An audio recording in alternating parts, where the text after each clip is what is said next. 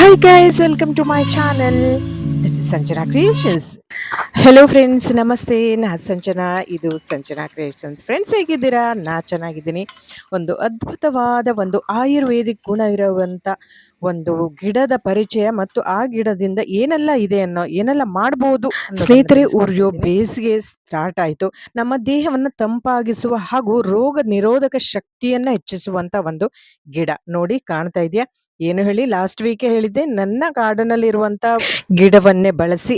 Hi friends, ನೋಡಿ ಇವತ್ತು ನಾನು ನೆಲನೆಲ್ಲಿ ಅಂದ್ರೆ ಕೀಳನೆಲ್ಲಿ ಅಥವಾ ಭೂನೆಲ್ಲಿ ಏನೇ ಹೇಳ್ಬೋದು, ಅಥವಾ ಇದರ ಒಂದು ಆಯುರ್ವೇದಿಕ್ ಹೆಸರು ಹೇಳುವಂಥದ್ದು ಪಿಲಾಂಥಿಸ್ ನಿರೋರಿ ಅಂತ ಹೇಳಿ.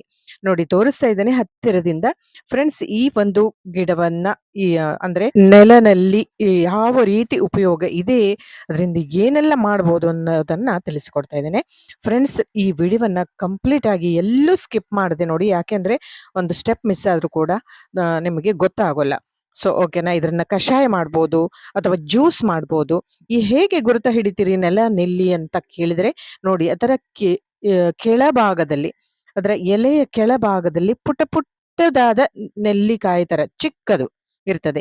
ನೆಲ್ಲಿ ಮರಕ್ಕೂ ಇದಕ್ಕೂ ಏನು ವ್ಯತ್ಯಾಸ? ಅದು ದೊಡ್ಡದಾಗಿ ಬೆಳೆಯುತ್ತೆ, ಇದು ಪುಟ್ಟ ಪುಟ್ಟದಾಗಿ ಬೆಳೆಯುತ್ತೆ, ಅಷ್ಟೇ ವ್ಯತ್ಯಾಸ. ಅದೇ ನೋಡ್ಲಿಕ್ಕೆ ಅದೇ ತರ ಇರುತ್ತೆ, ಅಂದ್ರೆ ಎಲೆಗಳು ಅದು ದೊಡ್ಡದಾಗಿರುತ್ತೆ ಅಲ್ವಾ, ಇದು ಚಿಕ್ಕ ಚಿಕ್ಕದಾಗಿರುತ್ತೆ.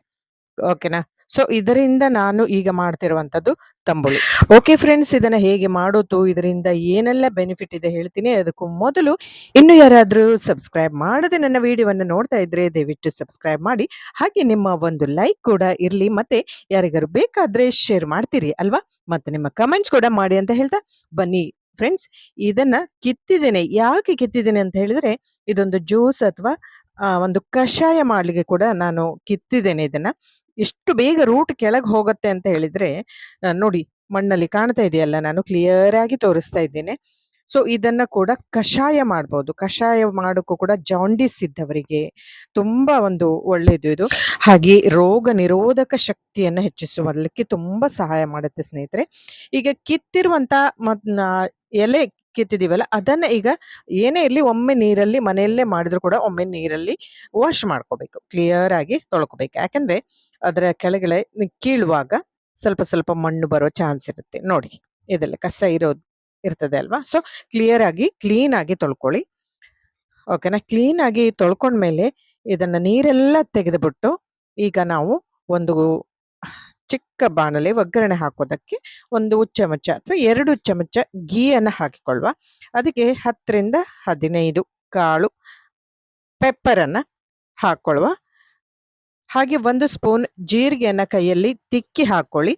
ಸ್ವಲ್ಪ ಅದು ಕೆಂಪಾದ ನಂತರ ಅದಕ್ಕೆ ಈಗ ತೊಳೆದಿಟ್ಟಿರುವಂತ ನೆಲನೆಲ್ಲಿ ಗಿಡ ಮೀನ್ಸ್ ಅದರ ಎಲೆಗಳನ್ನ ಸೇರಿಸ್ಕೊಳ್ಳುವ. ಸ್ವಲ್ಪ ಆ ಹಸಿ ವಾಸನೆ ಹೋಗ್ಲಿ ಒಂದ್ ಸ್ವಲ್ಪ ಹೊತ್ತು, 1 ನಿಮಿಷ. ಅದಾದ ನಂತರ ಕೆಳಗೆ ಇಳಿಸ್ಕೊಳ್ಳಿ. ಸ್ನೇಹಿತರೆ, ಇದು ಏನು ಬೆನಿಫಿಟ್ ಅಂತ ಕೇಳಿದ್ನಲ್ಲ, ಯೂರಿನರಿ ಬ್ಲಾಡರ್ ಸ್ಟೋನ್ಸ್ ಇದ್ದಲ್ಲಿ ಅಥವಾ ಗಲ್ ಬ್ಲೇಡರ್ ಸ್ಟೋನ್ಸ್ ಇದ್ದಲ್ಲಿ, ಅವರು ಮೆನ್ಸ್ಟ್ರಲ್ ಪ್ರಾಬ್ಲಮ್ ಇದ್ದಲ್ಲಿ ಕೂಡ ಇದು ತುಂಬಾ ತನ್ನ ಕೆಲಸವನ್ನ ಮಾಡುತ್ತೆ.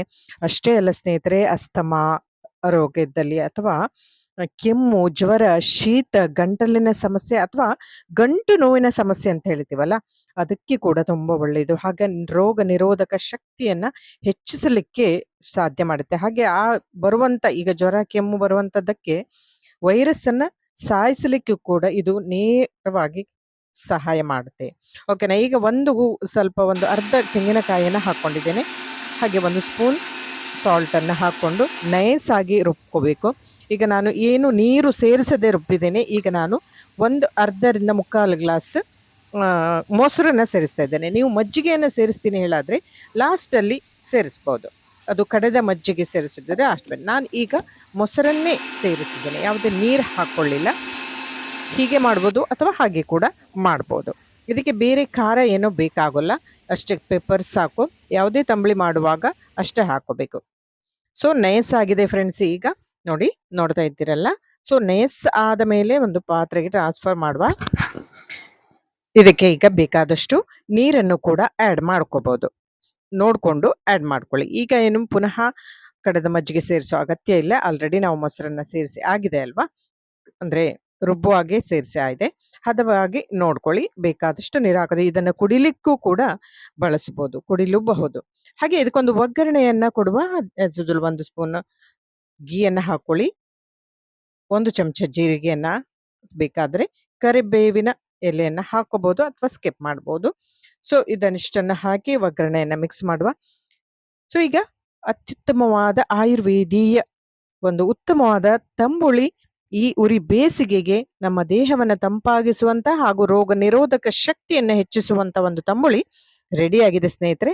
ಇದನ್ನ ನೀವು 15 ದಿನಕ್ಕೊಮ್ಮೆನೋ ಅಥವಾ ಇದನ್ನ ಕಷಾಯ ರೂಪದಲ್ಲೋ ಅಥವಾ ಜ್ಯೂಸಿನ ರೂಪದಲ್ಲೇ ಹೀಗೆ ಕೂಡ ಅಥವಾ ತಂಬುಳಿ ರೂಪದಲ್ಲಿ ಕೂಡ ಮಾಡ್ಬೋದು, ಅಥವಾ ಚಟ್ನಿ ಮಾಡಿ ಕೂಡ ಸೇವನೆ ಮಾಡಬಹುದು.